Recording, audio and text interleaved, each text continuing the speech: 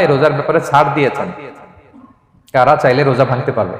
এই ফরজ রোজার ব্যাপারে কেউ কেউ কেউ আছে তারা ছাড় পায়, তারা কারা? হু আর দে? এটা আমরা আগে একটু শুনি। তাহলে দোজ হু এক্সাম্পটেড ফ্রম ফাস্টিং, যারা এক্সাম্পশন পেয়েছে, ছাড় পেয়েছে, তাদের মধ্যে থেকে প্রথম হচ্ছে শিশুরা, আসিবিয়ান। শিশুদের উপর রোজা ফরজ না, যতক্ষণ না তারা ম্যাচিউরড হয়। শিশুদের উপর কিন্তু রোজা ফরজ না, প্রাপ্তবয়স্ক হওয়ার আগ পর্যন্ত ফরজ না। তাই বলে আবার শিশুদেরকে রোজা রাখতে বাদ সাধবেন না, রাখতে দিবেন। আমার বড় মেয়ের বয়স 8 বছর, সে গতকাল রোজা রেখেছে, সে মহা খুশি। সে কখনো অডিও কল দেয়, কখনো ভিডিও কল দেয়, কখনো ইফতারের ছবি পাঠায়। মানে এটা তাদের মধ্যে কিন্তু একটা অনেক চমৎকার একটা ভালো ইমেজ কাজ করে। তো আপনারা বাধা দিবেন না যদি রাখতে চায়। অনেক বাবা মারা এত সচেতন, এত অতি সচেতন যে ছেলে মেয়েরা রাখতে চায় কিন্তু বাবা মারা দিতে চায় না। 1-2 দিন না খেয়ে থাকলে বাচ্চারা মরে যায় না, কিন্তু তার মধ্যে এই যে একটা স্পিরিচুয়াল একটা কি বলবো ভাইব আসলো, একটা স্পিরিট আসলো, এটা যেন আমরা নষ্ট না করি। আমার মনে আছে বৈশাখী টেলিভিশনে একটা লাইভ প্রোগ্রামে এক ছোট্ট মেয়ে প্রশ্ন করতেছে যে, হুজুর আমি তো রোজা রাখতে চাই, আম্মু আমাকে রাখতে দেয় না, তো আম্মুকে একটু বলে দেন যাতে আমাকে রাখতে দেয়। ছোট্ট একটা মেয়ে, সে ফোন করে আমাকে প্রশ্ন করলো। তো দেখেন যে এটা ওই বাবা মায়ের তো গর্ব করা উচিত যে আমার ছোট্ট মেয়ে 7 বছর 8 বছর, যদিও এখনো ফরজ হচ্ছে না, আরো কয়েক বছর পরে হবে, কিন্তু সে রাখতে চায়, সে সেলিব্রেট করতে চায় সে আমাকে। তো আমরা যেন তাদেরকে বাধা না দিই, আমরা যেন তাদেরকে ইন্সপায়ার করি।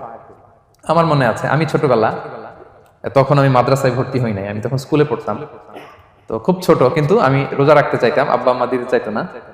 আমার দাদি আমাকে বলতো যে তুমি একটা কাজ করবা, তুমি সকালে স্কুলে যাবা, দুপুর 12টায় ফিরে আসবা, এসে খেয়ে ফেলবা, তো হাফ রোজা হয়ে গেল, অর্ধেক। এরপরের দিন আবার সকালে না খেয়ে যাবা, দুপুর 12টায় এসে খেয়ে ফেলবা, এনাদার হাফ, তো 2 হাফ মিলে একটা হয়ে গেছে। এইভাবে আমি অনেকগুলো রোজা রাখছিলাম ওই বছর। এখনো এই স্মৃতি আমাকে স্মৃতিকাতর করে। আমার দাদি, যে আমার দাদি নাই, চলে গেছেন, আল্লাহ আমাকে জান্নাত নসিব করুক, আমরা দোয়া করি। কিন্তু আজও আমার কাছে এই নস্টালজিয়া ফিলিংটা হয় যে আমি কিন্তু এইভাবে রোজা রাখছিলাম ছোটবেলায়। আমাদের বাচ্চারাও তাই করে। সো ওদের মধ্যে যে এই আবেগ, এই উচ্ছ্বাস, এটাকে যেন আমরা নষ্ট না করি। বাট লিগালি তাদের উপর রোজা ফরজ হয়নি, প্রাপ্তবয়স্করা রাখবে, তাইলে ওদের রাখা লাগবে না। নাম্বার 2, মাজনুন, পাগলদের উপর রোজা ফরজ হয় না। যারা পাগল তাদের উপর ফরজ হয় না। একটা হাদিস শোনাই, আল্লাহ রাসূল সাল্লাল্লাহু আলাইহি ওয়াসাল্লাম বলেছেন, আমি সবকিছু খুব প্রিসাইজলি বলছি যেহেতু আমাদের সময় কম। রুফি আল কালামু আন সালাসা, 3 ব্যক্তির উপর থেকে শরীয়তের কলম উঠিয়ে নেওয়া হয়েছে। আনিন নাইমি হাত্তা ইয়াস্তাইকিযা, ঘুমন্ত ব্যক্তি যতক্ষণ না সে জাগে। ঘুমের মধ্যে আপনারা কেউ বকা দিয়ে ফেলে আপনি মাইন্ড করতে পারবেন না, তো ঘুমাইছিল, কাকে বকা দিয়েছে কি করছে সে জানেই না। ঘুমন্ত ব্যক্তির উপর থেকে শরীয়তের কলম উঠিয়ে নেওয়া হয়েছে। আনি সবিগি হাত্তা ইয়াহতালিমা, শিশু যতক্ষণ না সে প্রাপ্তবয়স্ক হয়। ওয়া আনিল মাজনুনি হাত্তা ইয়াকিলা, পাগল যতক্ষণ না সে সুস্থ হয়। এই 3 শ্রেণীর ব্যক্তি থেকে শরীয়তের কলম উঠিয়ে নেওয়া হয়েছে। বুঝতে পেরেছেন? আচ্ছা, 2টা গেল। 3 নাম্বার হচ্ছে মারিদ, আপনি যদি খুব অসুস্থ হন তাহলে আপনি রোজা ভাঙতে পারবেন, যেটা আমরা ওই যে ইন্ট্রোডাক্টরি ডিসকাশনে বলেছি যে অসুস্থ হলে আপনি রোজা ভাঙতে পারবেন। 4 নম্বরে হচ্ছে মুসাফির, ট্রাভেলার, যদি আপনি লম্বা সফর করেন আপনি রোজা ভাঙতে পারবেন। এটা ন্যূনতম সীমা হচ্ছে 48 মাইল। তাই বলে কেএল থেকে পেনাং যাচ্ছেন আর রোজা ভেঙে ফেললেন, এটা করা যাবে না। আবার এখানে যদি আপনার সফরের পেরেশানি থাকে, খুব কষ্ট, তাহলে আপনি এই সুযোগটা নিতে পারবেন। কিন্তু আল্লাহ বলেছেন ওয়া আনতাসুমু খায়রুল লাকুম ইন কুনতুম তা'লামুন, যদি তোমরা রোজা রাখো এটাই তোমাদের জন্য কল্যাণ, যদিও আমি ফ্লেক্সিবিলিটি দিয়েছি। তো রাসূল সাল্লাল্লাহু আলাইহি ওয়াসাল্লামের সময় দেখা যেত যে মক্কা থেকে মদিনা, মদিনা থেকে তায়েফ যেতে প্রচন্ড গরমের মধ্যে ওনারা উট দিয়ে মরুভূমির উপর দিয়ে যেত।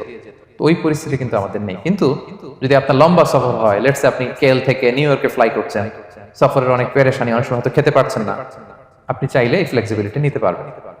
তো অসুস্থতা আর সফরে থাকলে আপনি রোজা ভাঙতে পারবেন, তবে ফাইদ্দাতুম মিন আইয়ামিন উখর, অন্য সময় এটা গুনে গুনে রাখতে হবে। 5টা যদি ভাঙা যায় পরে 5টা কাজা করবেন। এই পয়েন্টটা কি সবার কাছে ক্লিয়ার? সফরে যে রাসূল সাল্লাল্লাহু আলাইহি ওয়াসাল্লাম রমাদানে রোজা ভেঙেছে, এটার একটা দলিল বলি। আপনারা মক্কা বিজয়ের নাম শুনেছেন না? রাসূল সাল্লাল্লাহু আলাইহি ওয়াসাল্লাম হিজরত করলেন, পরে আবার বিজয় করলেন। এই মক্কা বিজয় কত হিজরিতে হয়েছে কে বলতে পারবেন? হ্যাঁ, হিজরি বলেন তো দেখি। 8ম হিজরি, মাশাআল্লাহ। 8ম হিজরিতে রাসূল সাল্লাল্লাহু আলাইহি ওয়াসাল্লাম যখন মক্কা বিজয় করতে যান, এটা কোন মাস ছিল জানেন? হ্যাঁ, রমাদান মাস। রমাদানের 20 তারিখে মক্কা বিজয় হয়েছে, 20 রমাদান। রাসূল সাল্লাল্লাহু আলাইহি ওয়াসাল্লাম মদিনা থেকে মক্কায় যাচ্ছেন বিশাল বাহিনী নিয়ে। মক্কায় পৌঁছতে আরো 90 কিলোমিটার বাকি। আল কাদিদ নামে একটা জায়গা আছে, সহিহ বুখারীর বর্ণনা। ওই কাদিদ নামক জায়গায় রমাদানে রাসূল সাল্লাল্লাহু আলাইহি ওয়াসাল্লাম রোজা ভেঙেছিলেন, ওটের উপর বসে ঢকঢক করে পানি খেয়েছিলেন যাতে সবাই দেখে, কারণ সবাই ভাববে রমাদানের রোজা রাখবো কি রাখবো না, সবাই আলাদা করে বলতে অনেক সময় লাগবে। রাসূল সাল্লাল্লাহু আলাইহি ওয়াসাল্লাম একটা উঁচু জায়গায় সবাইকে দেখে ওটের উপর পানি খেয়ে ফেললেন।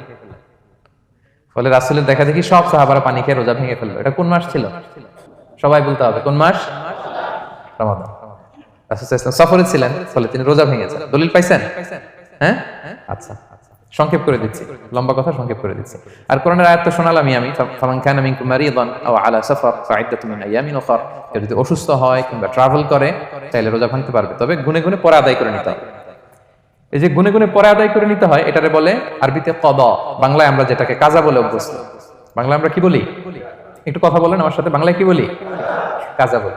তো আপনি অসুস্থতার কারণে যদি রোজা ভেঙে ফেলেন, পরে এগুলো কাজা করবেন। সফরের কারণে যদি রোজা ভেঙে ফেলেন, পরে আপনি কাজা করবেন।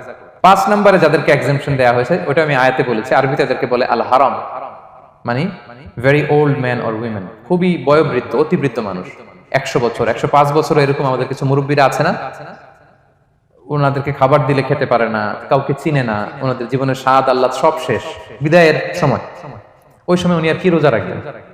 এজন্য আল্লাহ তাআলা ওনাদেরকে ছাড় দিয়েছে।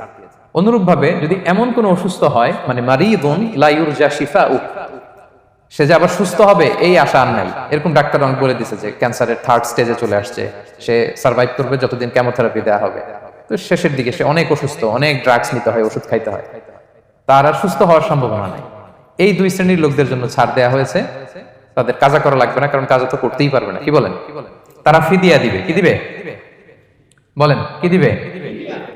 ফিদিয়া। ফিদিয়া হচ্ছে প্রত্যেকটা রোজার জন্য একজন মিসকিনকে 2 বেলা করে খাওয়ানো। আই রিপিট, একটা রোজার জন্য একজন মিসকিনকে 2 মিলস, বাস হয়ে গেল। 30টা যদি উনি রাখতে পারে নাই, আপনি একজন মিসকিনকে 30 বেলা 2 মিল খাওয়াতে পারেন, অথবা 30 জনকে 2 বেলা খাওয়াতে পারেন, অথবা 60 জনকে 1 বেলা খাওয়াই দিতে পারেন, অথবা এই পরিমাণ টাকা দিয়ে দিতে পারেন। হিসাবটা সহজ হয়েছে না? লেটস সে মালয়েশিয়াতে একটা রেগুলার মিল নিতে কত লাগে? ধরেন যে মালাই দোকান বা মামাদের যে দোকানগুলো, একটা নাসি নিলাম, একটা আইয়াম নিলাম, একটা 100+ নিলাম, এই তো একটা প্যাক হয়ে গেছে। কত পড়বে? 10 রিঙ্গিট, রাইট? তাহলে 10 রিঙ্গিট হচ্ছে একটা মিল, আর 2টা মিল করলে 20 রিঙ্গিট। তাহলে প্রত্যেকটা রোজার জন্য 20 রিঙ্গিট করে আপনাকে ফিদিয়া গুনতে হবে।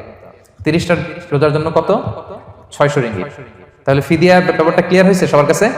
আমাদের এরকম মুরব্বী যদি থাকে যারা রোজা রাখতে পারছেন না, তাদের জন্য আমরা এইভাবে ফিদিয়া আদায় করি। গেল। ইমাম মালিক আলাইহি রাহমা, মালিকি মাযহাবের ইমাম, উনি ওনার শেষ জীবনে খুব অসুস্থ ছিলেন। উনি ওনার শেষ জীবনের রমাদানে রোজা রাখতে পারেন নাই, এত বয়স হয়ে গেছিল, রোজা রাখতে পারেননি। তো উনি 30 জন মিসকিনকে এনে গোশত আর রুটি খাওয়াই দিয়েছিলেন একসাথে, ফিদিয়া আদায় হয়ে গেছে। তো এরা ছাড় পাবে। 6 নাম্বার হচ্ছে আসহাবুল আমাল আশ-শাক্কা, যারা খুব কঠিন কাজ করে। এই প্রসঙ্গটা নিয়ে অনেকে ভুল বুঝে। এটা হচ্ছে এমন এমন কাজ যারা করে, যারা কাজ করতে করতে অসুস্থ হয়ে যাওয়ার সম্ভাবনা আছে, মৃত্যুর মুখোমুখি, বেহুশ হয়ে যাওয়ার সম্ভাবনা, হ্যাঁ, তাদের জন্য ছাড় দেওয়া। ব্যাপারটা এমন না যে কেউ মরুভূমিতে কাজ করে সে রোজা ভাঙতে পারবে, কেউ রিক্সা চালায় কেউ রোজা ভাঙতে পারবে, কেউ স্টোন ক্র্যাশে কাজ করে সে রোজা ভাঙতে পারবে, এরকম। ধরেন যে মরুভূমিতে যারা কাজ করে, বা বাংলাদেশে সামারে যারা রিক্সা চালায়, অথবা আয়রন ফ্যাক্টরিতে যারা কাজ করে, অনেক সময় এমন হয় তারা ডিহাইড্রেশনে ভুগতে ভুগতে বেহুশ হয়ে যায় কাজের মধ্যে, এরকম হয় না? হয়। তাদের জন্য ছাড়, কিন্তু তাদের জন্য রেকমেন্ডেশন হচ্ছে এটা ফরজ ইবাদত, এটা তাদেরকে রাখতেই হবে। হয়তো নাইট শিফটে কাজ করার ট্রাই করবে, অথবা সারা বছর একটু একটু জমিয়ে রোজা রাখার চেষ্টা করবে, কিন্তু রোজা তারা রাখবে, তারা সাহুর খাবে, তারা রোজা রাখা শুরু করবে। কিন্তু মরুভূমিতে কাজ করতে করতে যদি এমন হয় যে সে বেহুশ হয়ে যাচ্ছে, মরার উপক্রম, এই পরিস্থিতিতেও সে রোজা ভাঙতে পারবে না, ইসলাম এতটা কঠিন নয়। পরিস্থিতি যদি এমন হয় তখন সে রোজা ভাঙতে পারবে, পরে সে রোজাগুলো কাজা করে নেবে।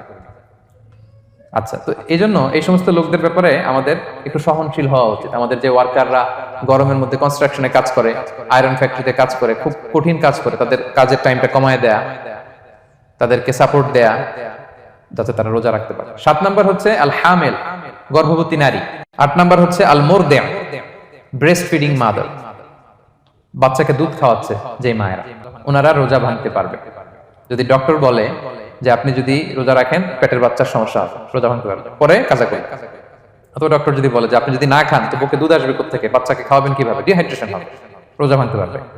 এটার দলিলটা শুনেন, সুনানে আবু দাউদের হাদিস, আল্লাহ রাসূল সাল্লাল্লাহু আলাইহি ওয়াসাল্লাম বলেছেন, ইন্নাল্লাহা আযজা ওয়া জাল্লা ওয়াদাআ আনিল মুসাফিরি শাতরাস সালাহ, আল্লাহ তাআলা মুসাফিরের জন্য নামাজকে অর্ধেক করে দিয়েছেন কসর, ওয়া সিয়ামা আনিল হামিলি ওয়াল মুরদি, আর গর্ভবতী নারী আর দুধ খাওয়াচ্ছে এমন মায়ের জন্য আল্লাহ সিয়ামকে এক্সামশন দিয়ে দিয়েছেন, ছাড় দিয়েছেন, তারা চাইলে রোজা ভাঙতে পারবে। ক্লিয়ার? 9 নাম্বার হচ্ছে মেনস্ট্রুয়েশনাল পিরিয়ড যাদের হয়, যে বোনদের পিরিয়ড হচ্ছে মাসিক, রোজা রাখবে না, যতটা ভাঙা গেল পরে আদায় করে নেবে। 10 নাম্বার হচ্ছে পোস্টপার্টাম পিরিয়ড, যেটা নিফাস বলে, আফটার বার্থ, এই বেবি ডেলিভারির পরে আমাদের বোনদের যেই পিরিয়ডটা হয় সে সময় ওনারা রোজা রাখবেন। কয়টা ভাঙলো গুনে পরে কাজা করে ফেলবে।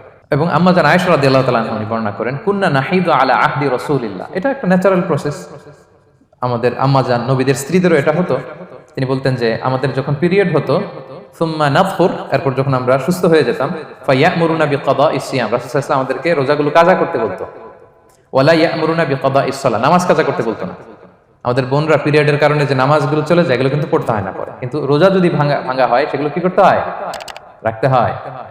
একটা মজার হাদিস শুনেন, আম্মা জান আয়েশা রাদিয়াল্লাহু তাআলা আনহা বলেন যে আমার যে রমজানের ভাঙতি রোজাগুলো ছিল আমি সারা বছর রাখতাম না, আমি হাদিস পড়তে গেলে অনেক সময় লেগে যাবে, সারা বছর আমি রাখতাম না, এটা আমি শাবান মাসে রাখতাম। কোন মাসে? শাবান মাসে। কেন? কারণ রাসূল সাল্লাল্লাহু আলাইহি ওয়াসাল্লাম নিজেও রমাদানের পরে সবচাইতে বেশি নফল রোজা যেই মাসে রাখতেন সেটা হচ্ছে শাবান মাস। এই যে এই মাসের আগে যে মাসটা আমরা কাটায় আসলাম শাবান, এই শাবান মাসের প্রায় পুরো মাসে রাসূল সাল্লাল্লাহু আলাইহি ওয়াসাল্লাম রোজা রাখতেন। আম্মা জান আয়েশার যে ভাঙতি রোজাগুলো উনি সারা বছর না রেখে ওই সময় রাখতেন। হাজবেন্ড ওয়াইফ দুইজনেই রোজাদার। ব্যাপারটা সুন্দর না? অনেক দুইজনেই, যেহেতু আমার হাজবেন্ডও রাখতেছে তো আমিও এই টাইমে রাখি, এইভাবে উনি বুদ্ধি করে ওনার রোজাগুলো রেখে দিতেন, উনি শাবান মাসে রাখতেন। কারণ তিনি রাসূল সাল্লাল্লাহু আলাইহি ওয়াসাল্লামের ব্যাপারটা খেয়াল করতেন। এমন হতে পারে যে অন্য মাসে যদি উনি রোজা রাখেন দিনের বেলায়, রাসূল সাল্লাল্লাহু আলাইহি ওয়াসাল্লাম হয়তো আম্মা জান আয়েশা রাদিয়াল্লাহু তাআলা আনহার সঙ্গ পেতে চাইতে পারে দিনের বেলায়, সো এটা রাসূল সাল্লাল্লাহু আলাইহি ওয়াসাল্লামের জন্য কষ্টকর হবে, আর উনি তো রোজা রেখেছেন, সো উনিও প্ল্যান করে এমন সময় রাখতেন যে সময় রাসূল সাল্লাল্লাহু আলাইহি ওয়াসাল্লাম রোজা রাখতেন, শাবানে রাখতেন। তো আমাদের বোনরা এই কাজটা করতে পারেন, শাবানে আপনারা এগুলো রাখতে পারেন। এই পয়েন্টটা শেষ। এই লোকেরা রোজা ফরজ হওয়ার পরেও ছাড় পাবে, আর যে সমস্ত ক্ষেত্রে ভাঙতে পারবে তারা পরে এগুলো কাজা করবে। কাজা মানে একটা রোজার জন্য একটা রাখা, একটার জন্য একটা রাখা। আর ফিদিয়া মানে কি একজন বলতে পারবেন? বলেন। মাশাআল্লাহ, একটা রোজার জন্য